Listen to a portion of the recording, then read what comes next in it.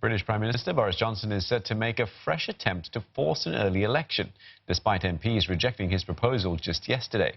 Mr. Johnson wants a snap poll on the 12th of December to break the deadlock on his Brexit agreement. Well, he aims to persuade lawmakers to back his new deal with the European Union before then, but his plan was defeated late Monday in the House of Commons after he failed to muster the required two-thirds of the vote.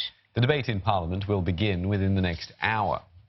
And for a look at that, let's speak to Natalie Powell in London. Natalie, Parliament rejected Mr. Johnson's demand for an election just yesterday. How likely is he to get the support he needs today?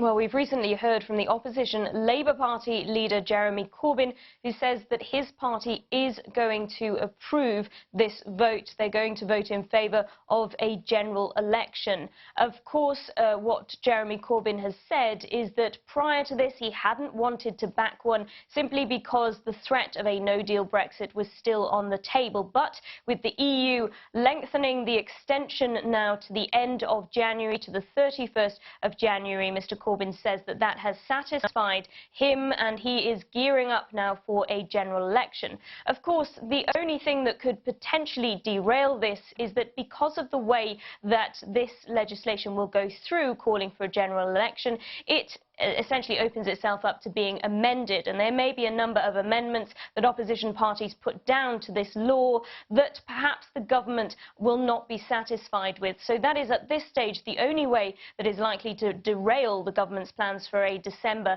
election, with the Labour Party, the opposition party, now in favour of that general election. All right, speaking of this December election, let's look at the dates. The Prime Minister wants a December 12th election, so why are other parties then calling for it to happen on the 9th of December?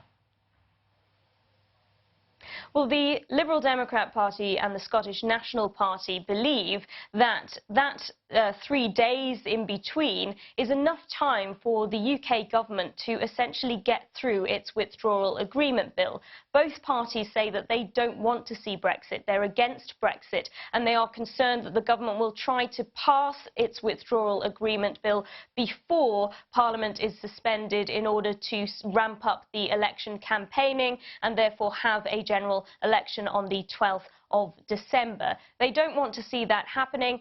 What is really interesting, though, is, of course, the government itself has said that they're not going to put the withdrawal agreement bill back on the table for MPs to vote on this legislation. But it goes to show the lack of trust that other parties have in the government. They say that the government has gone back on its words time and time again, and they believe that potentially the government could well try to push through this withdrawal agreement bill before Parliament is suspended ahead of that general election. They don't want to see that, so by calling it earlier, that will force Parliament to suspend Parliament even earlier. It will force the government, rather, to suspend Parliament even earlier, and therefore put an end to any debate on the withdrawal agreement bill.